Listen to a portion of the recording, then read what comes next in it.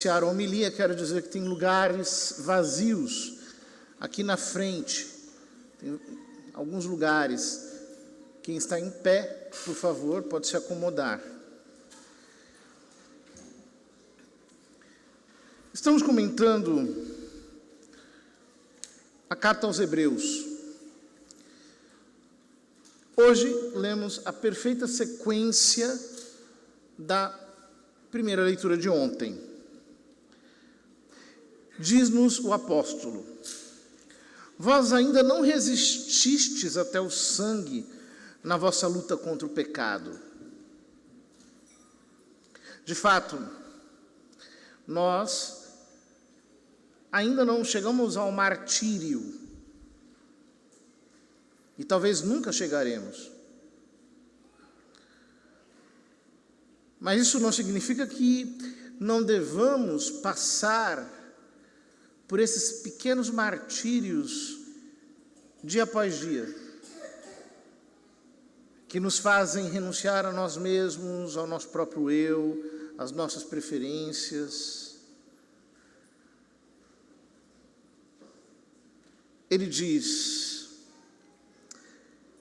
vós ainda não resististes até o sangue na vossa luta contra o pecado, e já esquecestes as palavras de encorajamento que vos foram dirigidas como a filhos. Meu filho, não desprezes a educação do Senhor. Não desanimes quando Ele te repreende, pois o Senhor corrige a quem Ele ama e castiga a quem aceita como filho. De vez em quando, alguma pessoa diz por aí que Deus não castiga. É exatamente o oposto do que está escrito aqui na carta aos Hebreus. Deus castiga, mas Ele castiga por amor. E isso significa muito para nós, porque um cristão que peca impunemente, que não é advertido pelo Espírito Santo, que não é colocado numa posição de arrependimento, que não sofre pelo seu pecado, um cristão que peca e que tudo lhe corre exatamente como sempre andou, deveria se preocupar. Porque isso pode significar que a alma dele está abandonada. Queridos, existe um ponto de pecado na nossa vida em que nós ultrapassamos a medida, em que dali já não há mais volta. Vejam, o faraó, quando repetidas vezes negou ao povo o direito de sair do Egito, foi sendo testado pelo Senhor. Quando chegou na quarta praga, e os próprios feiticeiros do Egito disseram: aqui tem o dedo de Deus. E ao invés de ele ceder, ele não cedeu.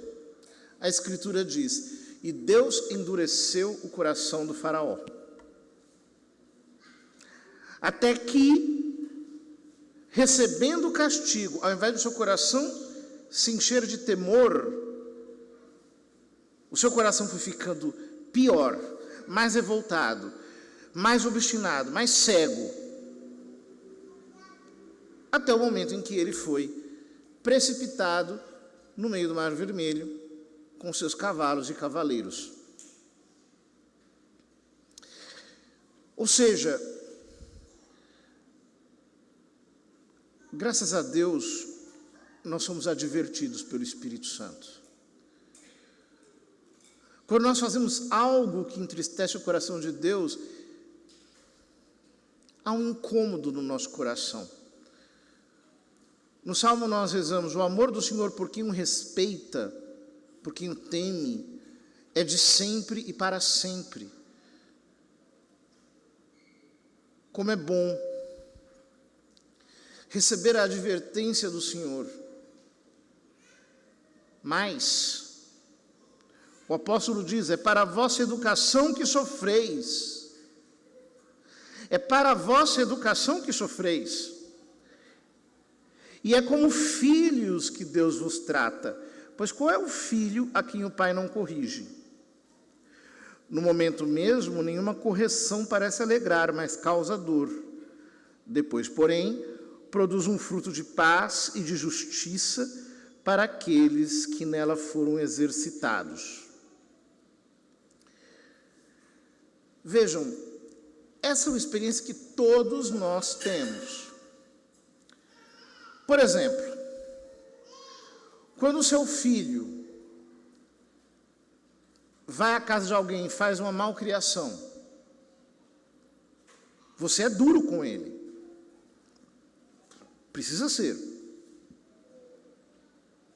Mas se for o filho dos outros, você não faz nada. Ou seja, nós somos mais duros, mais exigentes, mais firmes com os nossos filhos do que com os filhos dos outros. Aqui houve um salto. O versículo 8, 9 e 10, esses 3 versículos são omitidos. Mas é justamente quando o apóstolo diz que ainda bem que Deus nos trata com rigor, porque isso significa que nós somos filhos dele. Se fosse o contrário, nós seríamos bastardos. É o que o texto diz. É por isso que para o cristão as coisas são mais difíceis. Deus não nos poupa. Ele sabe que pode jogar o peso da cruz sobre os nossos ombros. Ele não nos dá nenhuma colher de chá. Nós dizemos, Senhor, mas será que... Não, vai ter que passar por isso. O Senhor não pode abreviar? Não, não posso abreviar. Vai ser o que tem que ser. Deus nos trata com rigor, porque nós somos filhos. Mas quantos filhos querem ser tratados como bastardos? Sabe o seu filho quando é pequeno e diz assim, ai, mas o fulaninho não sei o que, faz isso, faz aquilo e eu não faço. Mas a outra fulaninha faz assim, faz assado e eu não faço. Todo mundo faz isso e eu não faço. Aí você diz, você não é todo mundo. Você é o meu filho. Quantos cristãos estão querendo ser tratados como bastardos? Não como filhos legítimos. Eu já vi cristãos muito sinceros sofrendo até a morte de uma maneira quase inacreditável. As pessoas, como têm um pensamento carnal, pensam, poxa, ele servia tanto a Deus, ele ia à igreja e morreu assim? Como é possível? Pois é. É que Deus nos trata com rigor próprio de um pai que trata o seu filho. Ele quer que nós vamos para o céu, queridos irmãos. Ele quer nos levar para a vida eterna. Ele não quer que nós nos acostumemos com esse mundo e achemos que aqui é o lugar melhor que existe no universo. Ele não quer que nós fiquemos apegados a pessoas, a coisas, ao nosso bem-estar. Ele não quer nos ver escravizados ao nosso próprio conforto. Ele nos trata com rigor, porque Ele quer que nós nos salvemos. E um grande sinal da predileção de Deus é justamente a cruz. No Salmo 73, Asaf se pergunta, como é possível que o ímpio tenha uma vida tão boa e o justo padeça. Aí ele diz: entrei no templo do Senhor e a ficha caiu. Na hora que eu entrei no templo, o Senhor os está engordando como o boi para o dia do abate. Eles já foram abandonados, eles renegaram o Senhor, eles renegaram a sua paternidade, e por isso o coração deles já se endureceu. Isso é muito sério. Ele diz: no momento nenhuma correção parece alegrar, mas causa dor. Depois, porém, produz um fruto de paz e de justiça para aqueles que nela foram exercitados. A palavra aqui é a mesma palavra que se utiliza para os atletas, para aqueles que foram treinados. Deus está nos submetendo a uma disciplina de treinador. Hoje me mostraram um vídeo de uma mulher que era muito forte, muito bodybuilder. E parecia assim, né? Aqueles brinquedos antigos, você coloca uma cabeça de mulher no corpo do He-Man. É mais ou menos isso. E aí o treinador dela dizia: não, ela só pode comer tantas gramas disso aqui, ela só pode fazer assim, ela tem que fazer desse jeito e tal, e tal, e tal, e tal, e tal, tudo medidinho, tudo certinho, etc. Pois é com esse rigor que o Senhor nos trata, porque Ele nos quer santos. Portanto, firmai as mãos cansadas e os joelhos enfraquecidos. Acertai os passos dos vossos pés, para que não se extravie o que é manco, mas antes seja curado. Procurai a paz com todos e a santidade, sem a qual ninguém verá o Senhor. Sem santidade, você pode tocar na igreja, você pode pregar, você pode participar de um círculo, você pode atuar numa equipe, você pode cantar, você pode fazer muitas coisas, mas ver a Deus, não. Sem a santidade, ninguém verá o Senhor. Isso é muito sério. Porque a santidade significa viver uma vida dedicada a Deus. E todos nós que estamos trabalhando para Ele, precisamos nos examinar. Será que a minha vida é dedicada a Deus apenas durante o tempo que eu estou preparando um encontro de jovens? Ou a minha vida é dedicada a Deus todos os dias do ano, todas as horas de cada dia? Eu preciso me examinar e olhar para o meu compromisso com Ele. Porque senão nós nos tornamos apenas um grupo de pessoas que gostam de estar juntas, e não filhos de um Pai que quer morar conosco eternamente. Cuidai para que ninguém abandone a graça de Deus. Quantos encontristas ao longo desses 10 anos abandonaram a graça de Deus? Se você está aqui, isso já é um bom sinal. Um excelente sinal, aliás. Mas nós temos que conservar o nosso coração vigilante.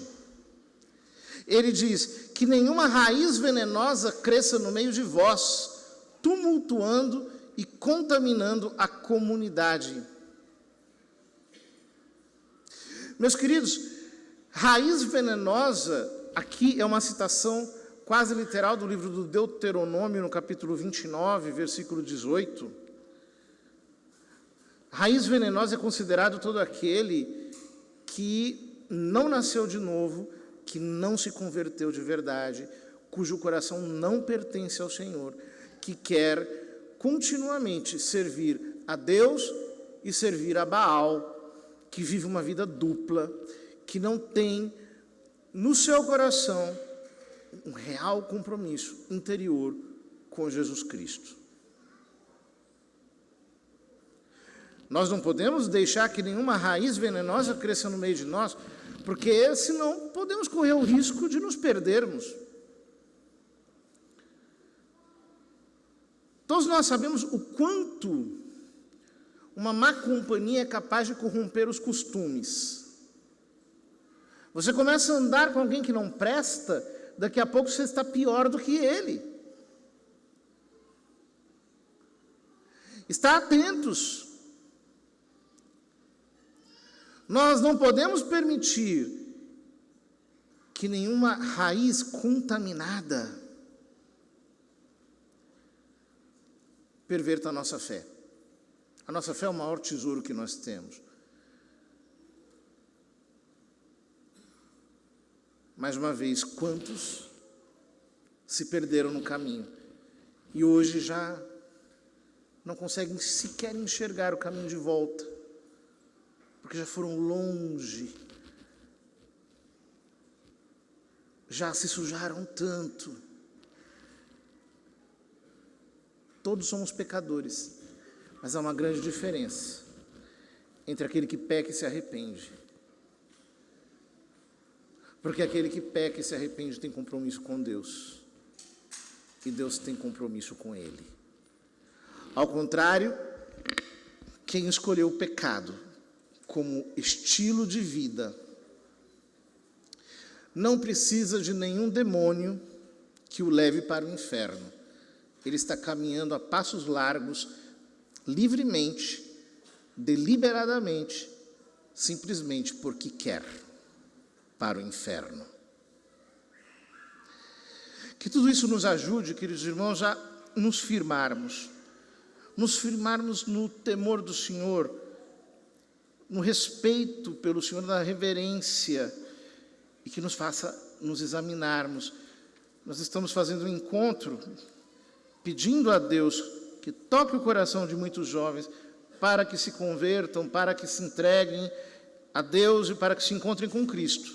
Mas qual é a qualidade da nossa conversão? Sem a santidade, ninguém pode ver o Senhor. Que Ele nos guarde, nos defenda e nos conserve sempre em sua graça até o fim dos nossos dias.